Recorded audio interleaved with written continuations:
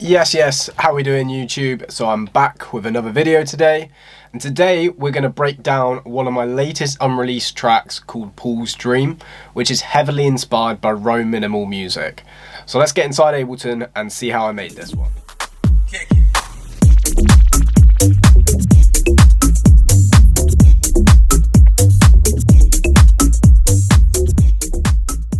Okay, so we're inside Ableton, as you can see. We will do these track breakdowns like we usually do. We'll run from top to bottom, breaking down the elements, going through the thought processes and the reasonings behind choosing these samples and curating these sounds. So as you can see, we're about 64 channels for this project. So probably a bit less than some of the stuff I've been making recently.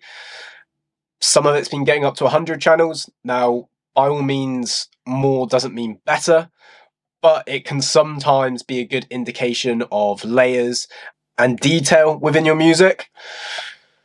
But what I will do is I will just play down half this breakdown so you get an idea of this track.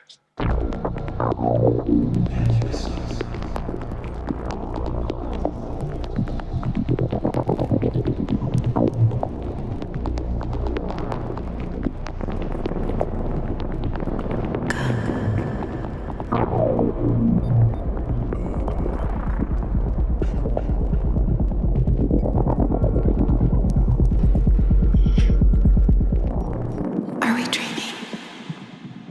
Yes.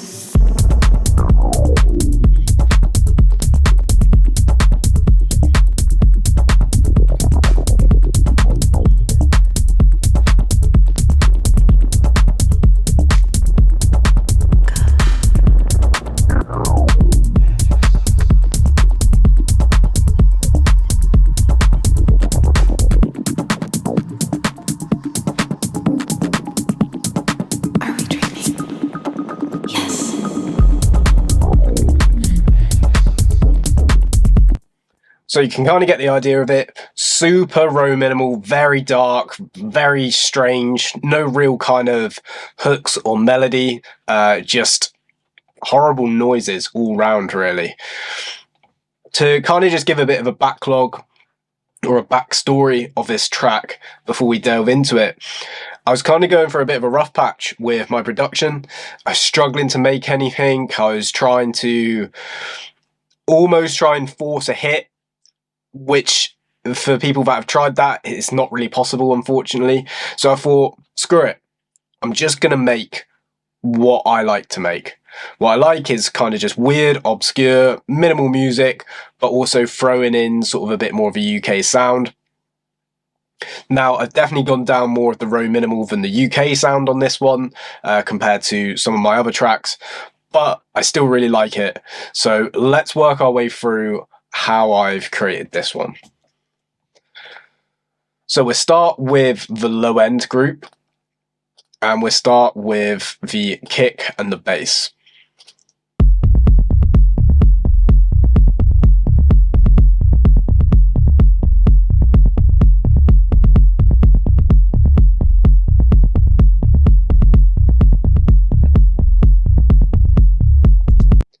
So super rolling bass line, very sub heavy and driven, but that's kind of what this style is all about.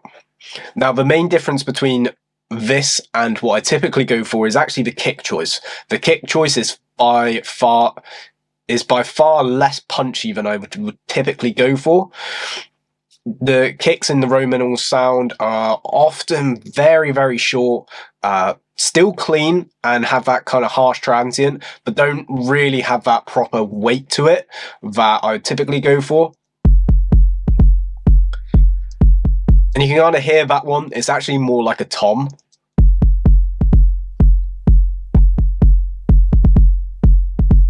It's still a kick, you can see by the waveform as well, it's got a bit of a long tail in it, very smooth, and a bit of a top end with the transient there, but nothing crazy. Layered with a click, which are from a Rominimal pack by Nectar Agu.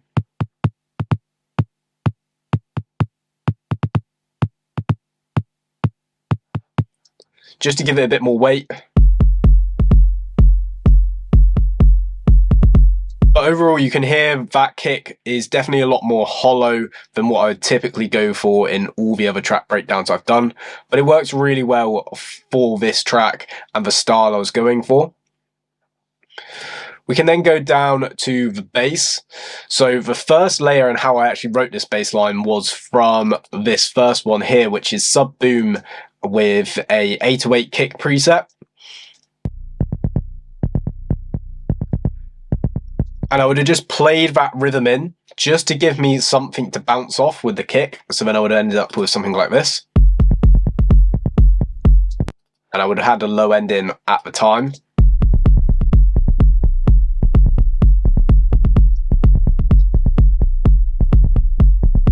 And already that's quite a good bass line if you wanted that more 808 kick sounding bass. But I typically like the transient that those basses offer, but I still like that really raw sub rolling underneath. So to achieve that, I just removed most of the low end from that 808 kick and then wrote my own bass line underneath it. Note position wise, you can see I was dotting between the notes which were kind of lacking from where that 808 kick was. Some landing at the same time, some of them just sort of overlapping or missing each other. So it plays off of the 808 kick really nicely.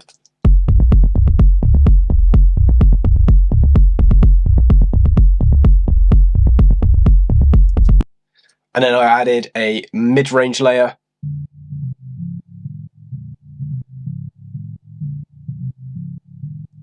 Just to get a bit more information in the bass to give it that real growl that I wanted it to offer.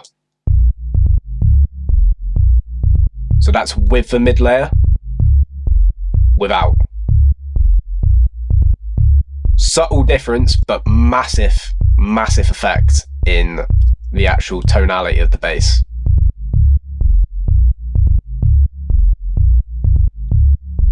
And then all together.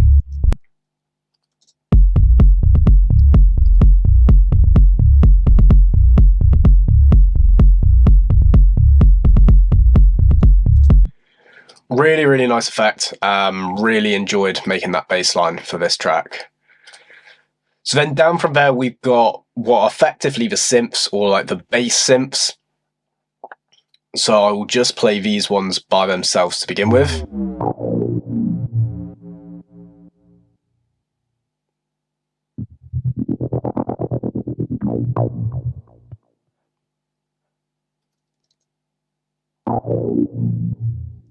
And they just help fill out a bit of space, add a bit more of a top and almost high mid layer to the bass.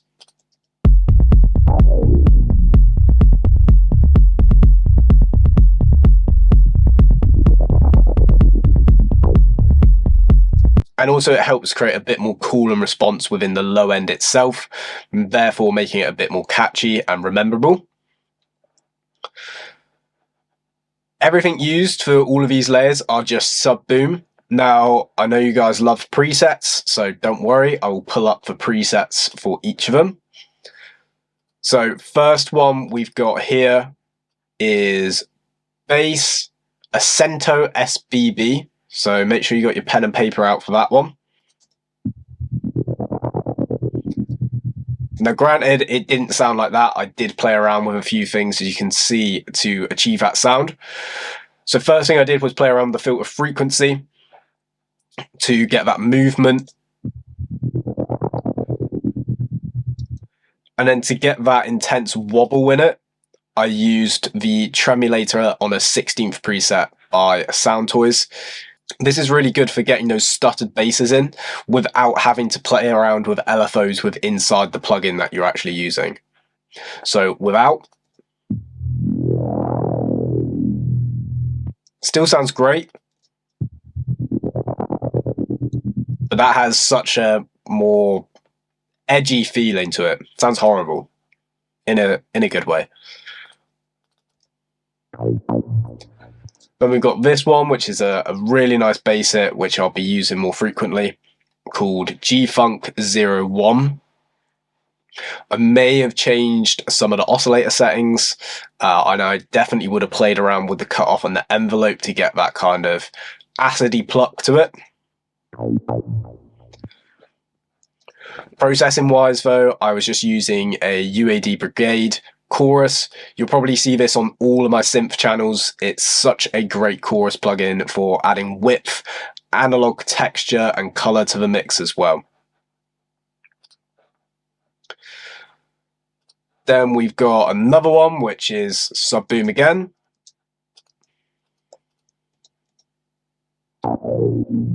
This one's much more of a sustained bass hit, which is called Unreleased.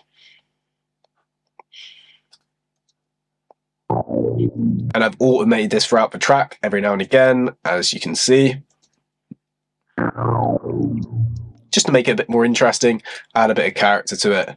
It's really important to do this kind of stuff with minimal music, especially this more obscure minimal stuff, just because you haven't really got any leads or vocals or anything kind of catchy to really make the track stand out. So modulation kind of takes that place of leads and vocals and all of that kind of stuff. And then we've got another one down below, which is Sub Boom again with the preset bass Get It Down.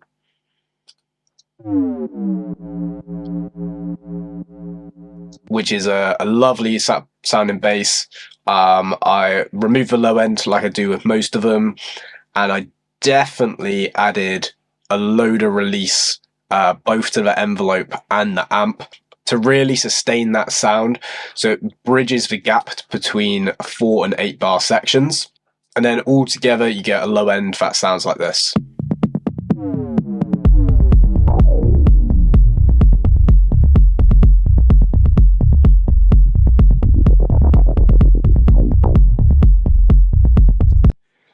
Super smooth rumbling low end with edgy synths.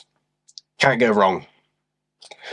Now the drums are definitely what are different in this track compared to what I'd usually do.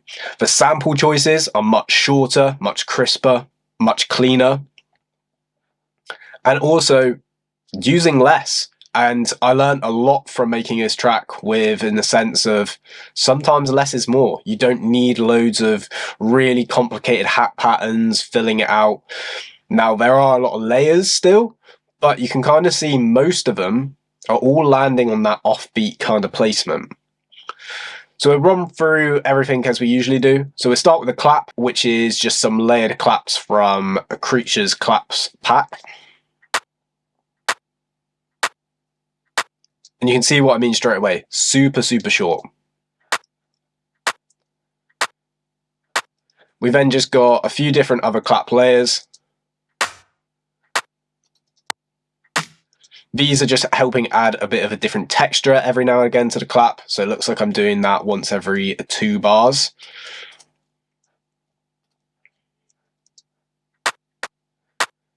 We've then got the next one below it, which is kind of just adding a bit of a clap groove.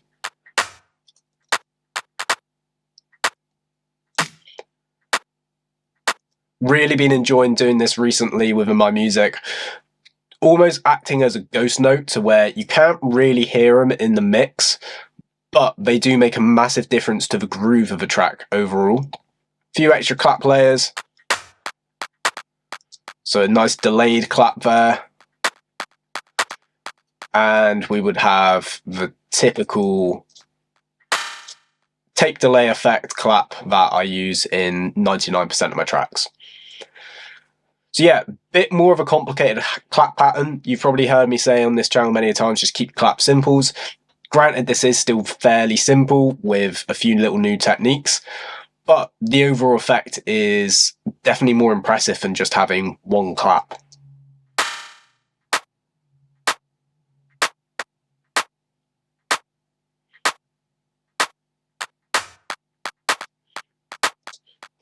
Just make something so boring and static throughout the track that just happens every other beat much more dynamic and interesting. The average person probably won't notice hardly any of this, especially while the track's playing and you're listening to more obvious elements of a track. But that's kind of the beauty of minimal music, is it's not really for those people, it's for the people that kind of delve in a bit further.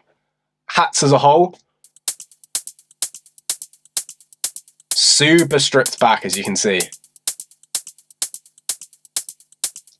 So we'll run through what's going on here. So we have clap 1.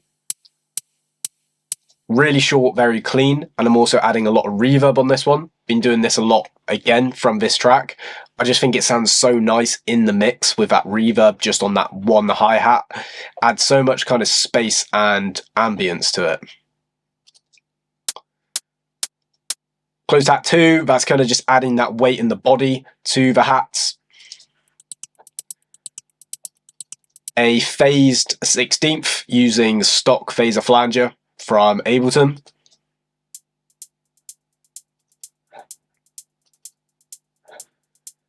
We have a delayed swung 16th hat here. So it's happening on the 0.4s every single time. And that's really what kind of adds that kind of skip to the hi-hats. So just if we listen to these by themselves, almost makes it feel like there's a bit of a delay on it.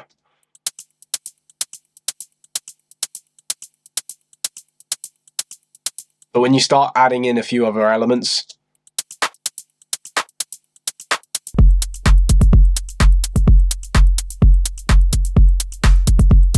it just almost feels like the hats are slightly lagging and a bit wonky, but it really suits the style of the track.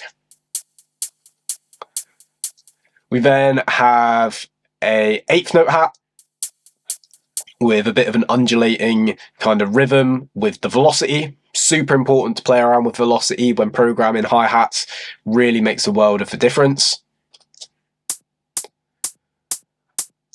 We then have a normal hi-hat, just like a layer, which I've flattened down to audio, so then I can just reverse throughout the track. A hi-hat layer adding a bit of rhythm. I don't think you can hardly hear this in the mix, but it's a nice little touch that comes in every now and again.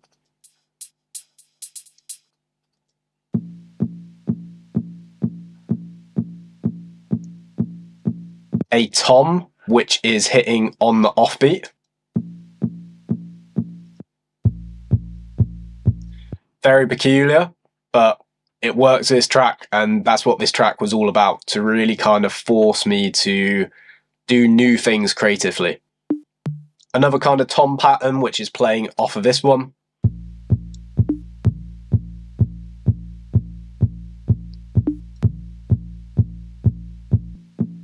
All sounds a bit disjointed by itself, but together, when we combine it with the top loops from the track,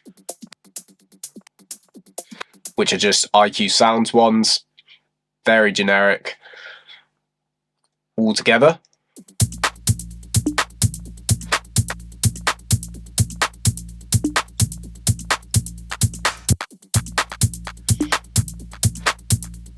With the kick.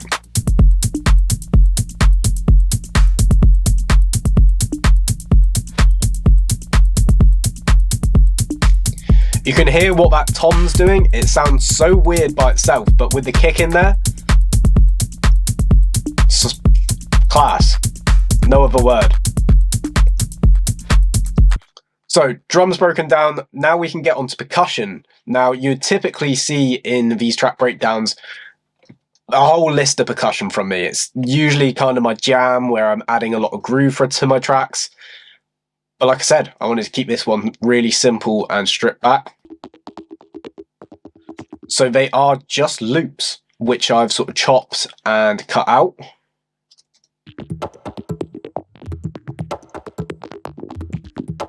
I wanted to go for that really modular feel, but also a bit more tribally.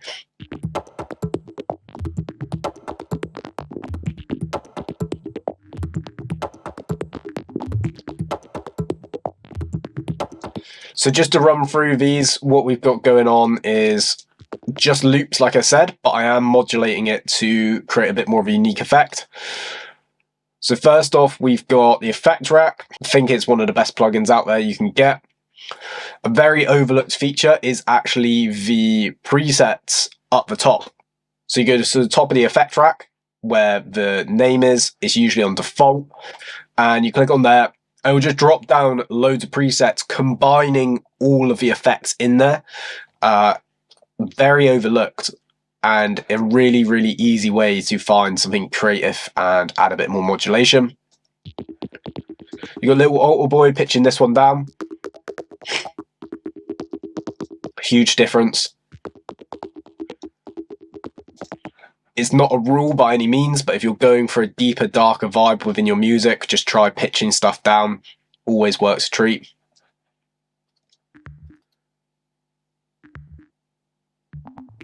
We have this loop here, which I cut out and then just made a bit call and response from.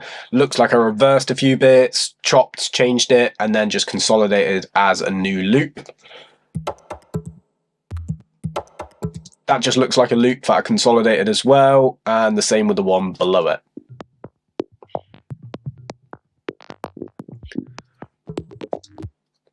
Textures, just a vinyl crackle. Nothing complicated, but all together.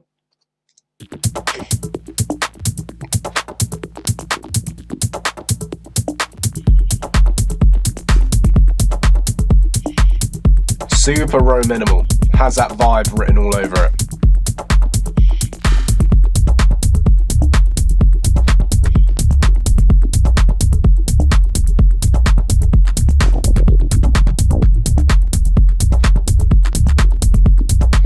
And with that bass in, you can really hear that hat in there, which I was saying was kind of adding that lag to it.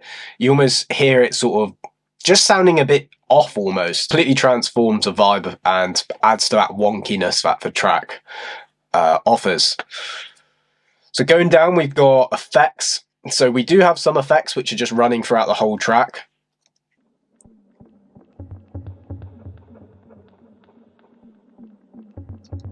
These are just kind of modulated percussive sounds which I've added a bunch of echo and a bit of reverb to using stock Ableton effects.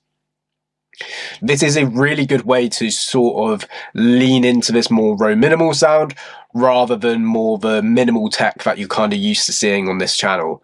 It's all about that kind of atmosphere and adding that edginess to it. Now, it doesn't have to always be super glitchy random sounds. It could just be more wet, kind of echoey ambient sounds like this one.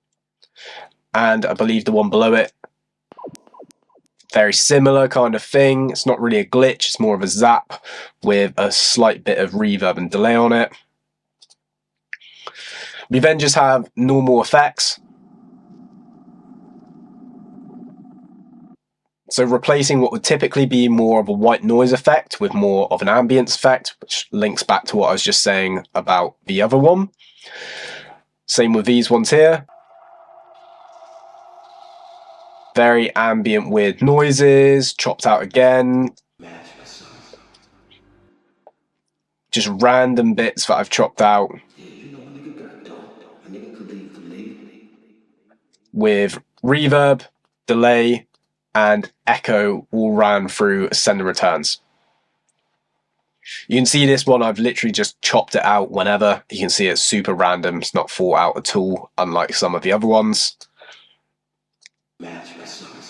So that's part of the vocal above, but I just really liked the tonality and I don't have a clue what he's saying, but I just liked it. So I thought, why not put that in there a bit more frequently. Weird voices again, I believe.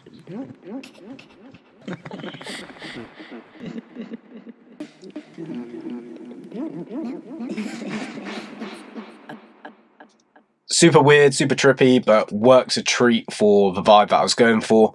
But like I mentioned previously, just try and keep it wet with reverbs, echoes, delays, ping pongs, anything like that. It's always going to sound good. Okay, so now we can have a look at the synths for the track. So there's quite a few synths going on here, all doing very similar things that we've kind of been over before, whether it's bass hits or kind of ambient sounds. So we can start with this one up here, which is just a glitch ambient.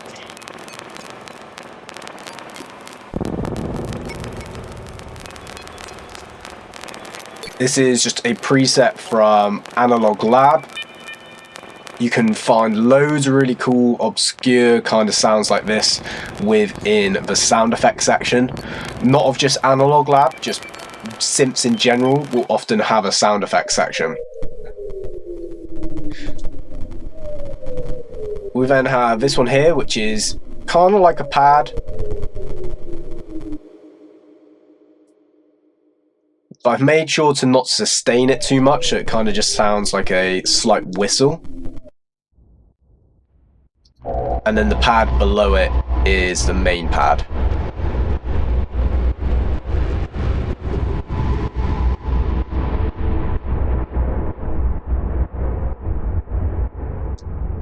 Made sure to play this quite low down in octaves as well, and I'm just playing in a singular note here as well instead of a chord, which is more typically seen on pads.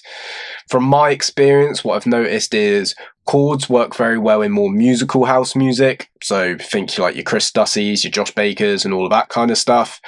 But if you want to make deeper and darker music, the one note kind of tonality of pads and drones just seems to work better in favor of a darker kind of style. Then below it, I had a pad sound that I found in Analog Lab. It was really intense, so I just resampled it down and cut it up. Going down from that, we have the main kind of synth that plays every 8 to 16 bars in the track, which sounds like this.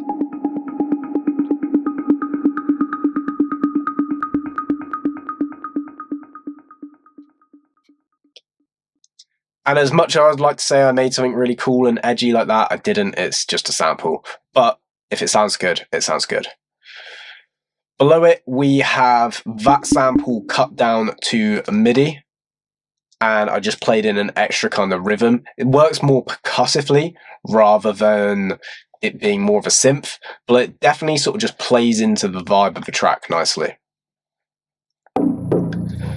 Below that, a really, really nice bass hit from UHE Basil, or Basil. I don't know how to pronounce it. But anyways, it's a UHE plugin.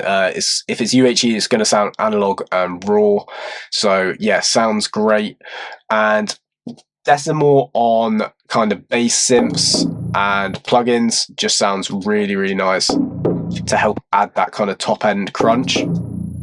See the difference that's making? Totally changes the vibe of that synth. And then below it, I have a kind of droning Moog sound, which is more of a bass sound.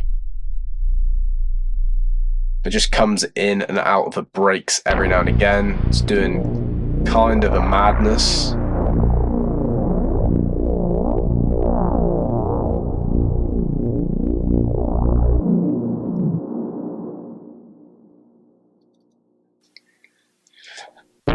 And that would have just been one drone sound.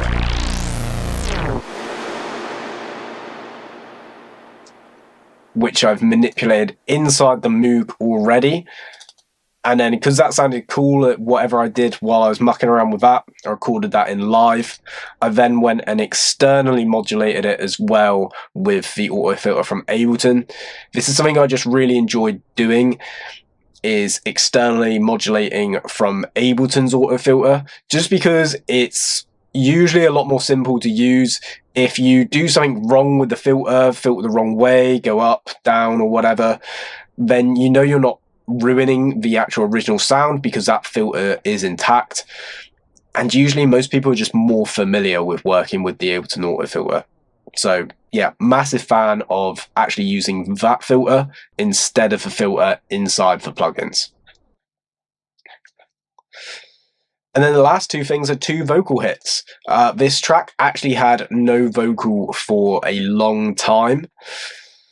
And I was like, does it need a vocal? Does it not? I wasn't really too sure. And I kind of came across these few little bits on Splice, and I really felt it just helped fill out a bit of empty space to take the track to the next level. Yes.